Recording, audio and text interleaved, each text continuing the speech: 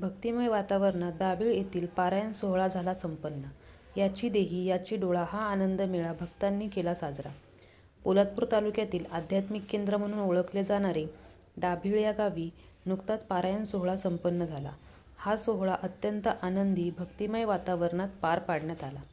महाराष्ट्रातील नामवंत कीर्तनकार व प्रवचनकार यांनी या प्रसंगी हजेरी लावली.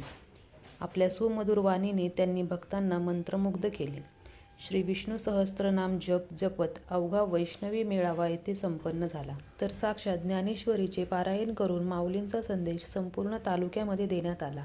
वैकुंठवासी सद्गुरू मारुतीबाबा मोरे यांच्या कृपा आशीर्वादाने त्यांचे शिष्य वैकुंठवासी हनुमंतबाबा मोरे व हाबाजीबाबा मोरे यांच्या कृपा आशीर्वादाने वैकुंठवासी गुरुवर्य ज्ञानेश्वर मोरे माऊली व वैकुंठवासी गुरुवर्य हरिश्चंद्र बाबा मोरे यांच्या कृपा आशीर्वादाने गुरुवर्य केशवदास महाराज दळवी, गुरुवर्य आनंददादा महाराज मोरे, गुरुवर्य रघुनाथदादा महाराज मोरे यांच्या नेतृत्वाखाली हा पारायण सोहळा संपन्न झाला.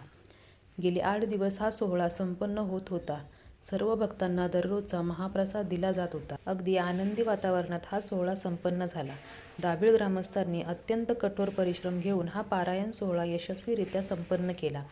एकादशीनिमित्त गुरुवर्य रघुनाथ महाराज मोरे यांनी आपल्या प्रवचनरूपी सेवेने भक्तिमार्गातून मोक्षाकडे कसे जावे याचे सुंदर विवेचन केले. तर श्री शिंदे महाराज यांनी भक्तिमार्ग आपल्याला जीवनात सद्मार्ग कसा दाखवतो याचे उदाहरण देऊन स्पष्टीकरण केले. काल्याच्या कीर्तनामध्ये गुरुवर्य केशवदास महाराज दळवी यांनी गोकुळातील श्रीकृष्णाच्या विविध लीला डोळ्यासमोर उभ्या केल्या. सायंकाळी दाभिळ गावामधून ग्रामदेवी मंदिराकडे दिंडी सोहळा काढण्यात आला. हा सोहळा म्हणजे एक नयनरम्य अद्भुत सोहळा होता. याची देही याची डोळा असा हा सोहळा संपन्न झाला. यामध्ये दुग्ध शर्करा योग म्हणजे नामदार भरतशेठ गोगावले साहेब यांच्या शुभ हस्ते मंदिर जीर्णोद्धार सोहळा पार पाडण्यात आला.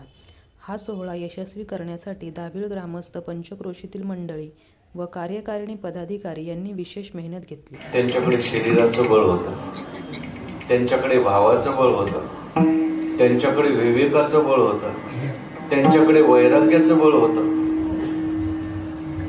त्यांच्याकडे सगळ्याच प्रकारची बळ होती. देवा, आम्हाला तसं जमणार नाही. आम्ही सगळी आंधळी आणि पांगळी माणसं. आंधळ्या पांगळ्याचा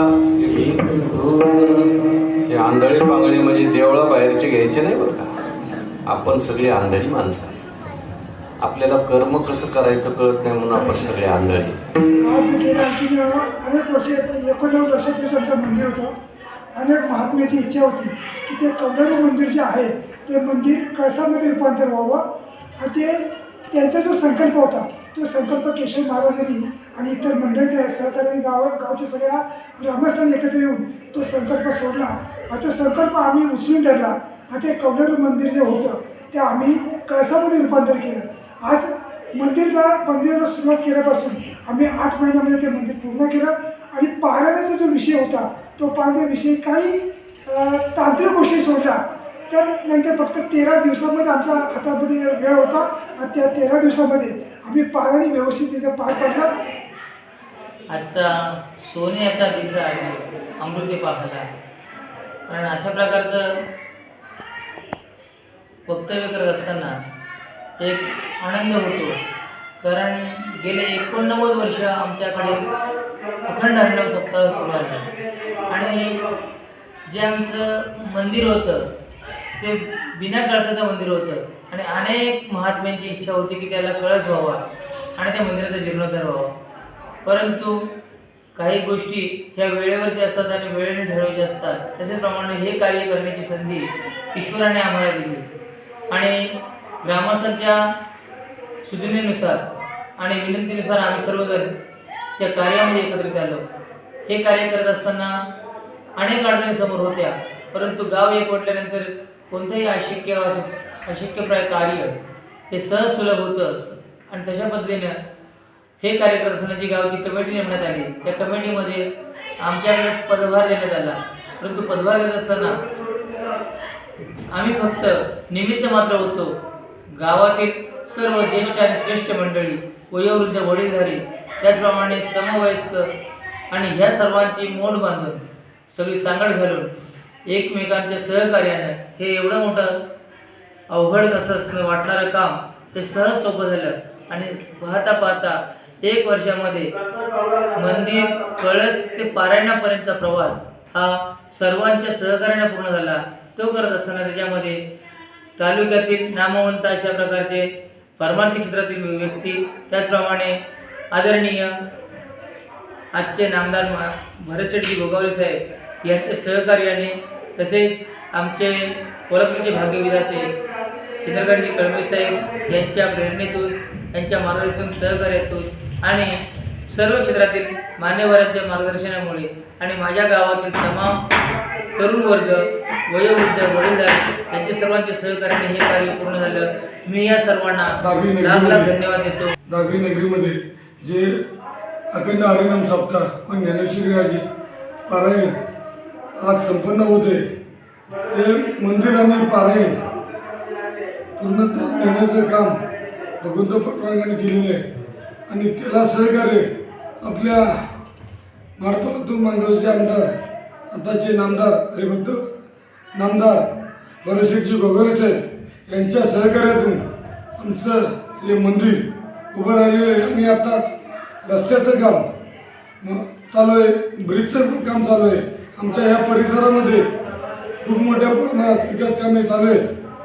आणखी आमचा हा सोहळा संपन्न करण्यात, यशस्वी करण्यात आमच्या ह्या देवळे विभागातील मग करंजे असेल, आमचे लवसा असेल, देवळे असेल, दाभी, हालदोळा, बौद्धवाडी या सर्व ग्रामस्थांनी आणि कोल्हापूर तालुक्यातील सर्व भाविक भक्तांनी इथं उपस्थित राहून आमचा या सोहळा यशस्वीरित्या पार पाडल्याबद्दल मी सर्व भाविक भक्तांना धन्यवाद देतो. दाभी ग्रामस्थ मंडळाच्या वतीनं यावर्षी 89 वर्षानंतर अखंड हरिनाम सप्ताह आणि सोबत ज्ञानेश्वरीचे सामुदायिक पारायण संपन्न होत आहे.